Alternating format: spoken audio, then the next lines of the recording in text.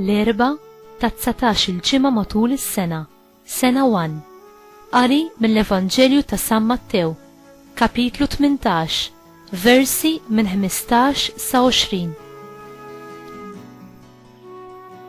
Jekk ħuk jaqaf f'xi dnub, mur sibu waħdu u widbu. Jekk jisma' minnek, tkun irbaħt lura lil ħuk. Jekk ma jismax, erġa' mur u ħu miegħek wieħed jew tnejn oħra, biex kull ma jingħad jissaħħaħ bil-kelma ta' żewġ xhieda jew 3.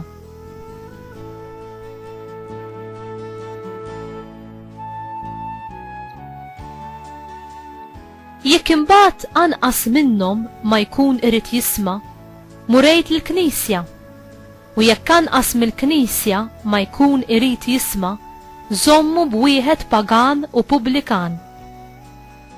Tassew ngħidilkom li kull ma torbtu fuq l-art ikun marbut fis-sema, u kull ma tħollu fuq l-art ikun maħlul fis-sema.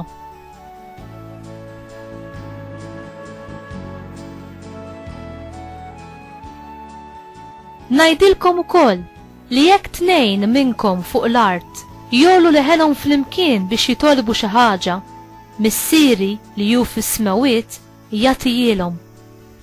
Għax fejn 2 jew 3 ikunu miġbura f'ismi, hemm inkun jien f'nofshom.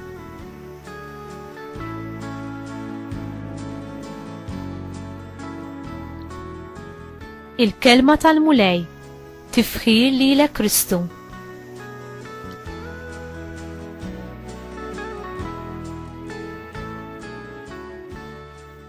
Wieħed u jisma' dan il-qari tal-lum għandu bnej jiftakar f'eżempju ieħor li tagħna l-mulej li juri il-mod kif iridna nfittxu il-midneb u nagħmlu minn kollox biex nippruvaw nirbħuh lura lejn is-sewwa. Qed nirreferi għall-istorja tar-raj tajjeb li jmur ifittex u ma jqafx sa ma jsib u jirritorna n-naġa li kienet intilfitlu fil-ken tal-kumplament tal-merħla. Interessanti li wieħed jinnota li Ġesu wara li jirrakkonta l-istorja tar-raj tajjeb jistqar li issa ir-raj huwa hu nnifsu li jagħti l-istess ħajtu biex ikun għamel minn kollox biex ebda waħda min-naċ ma tintiliflu.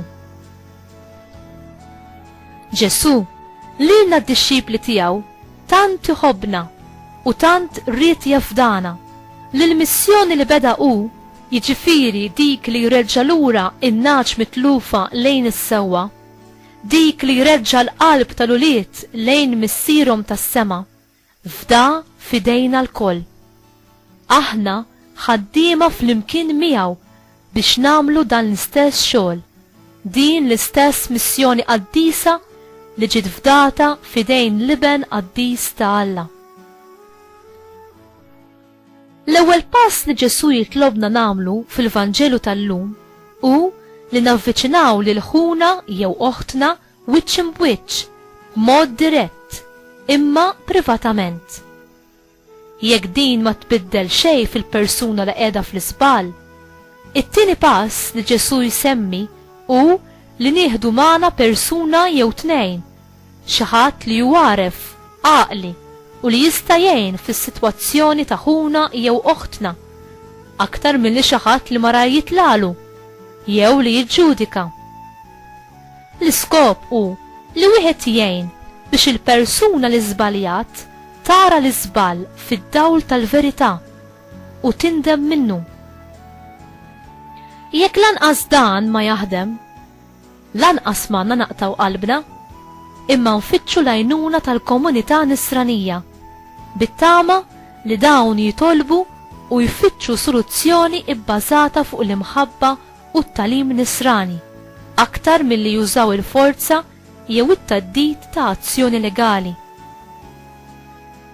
Fl-aħħar nett, jekk lanqas din ma tirnexxi, Ġesu x'jgħidilna nagħmlu? Ġesu jidher li qed jgħidilna li għandna nabbandunaw lil min jibqa' jwebbes rasu u nwarbuh minna. Imma fl-aġir ta' Ġesu nafu li hu lil dawk li kienu konsidrati bħala imnifsa, bħal pereżempju il-pubblikani, il-midinbin u n-nisa tat-triq, ma marrabhomx. U kien jinteressa ruħu fihom u javviċinhom daqs li kieku kien l-akbar ħabib tagħhom.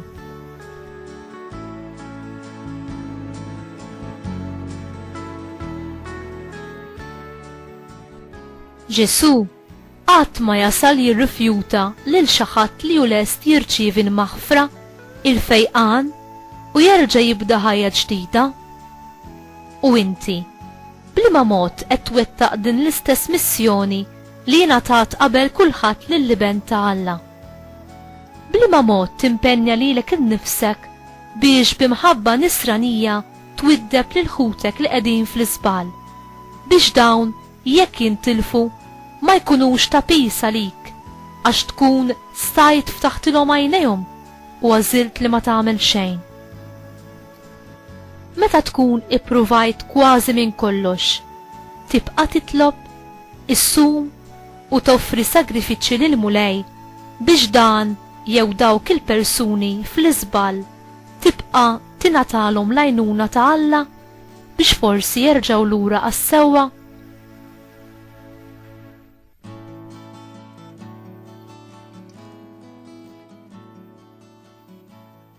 Mulej, għamilni strument tal-imħabba u l-paċi tiegħek. Għatini l-erf u l-kuraġġ biex inwassal din l-istess imħabba u verità li ġejt waslinna inti lil daw kollha li jinsabu fil-mewt spiritwali minħabba li jinsabu fid-dnub. Enni biex bħalma inti tajt ħajtek għal dan l-istess għan u sirt bniedem u batejt sal-mewt tas-salib, jien ukoll nasal nagħti ħajti biex nwettaq din l-istess missjoni miegħek. Grazzi, o Salvatur tal-bnedmin. Amen.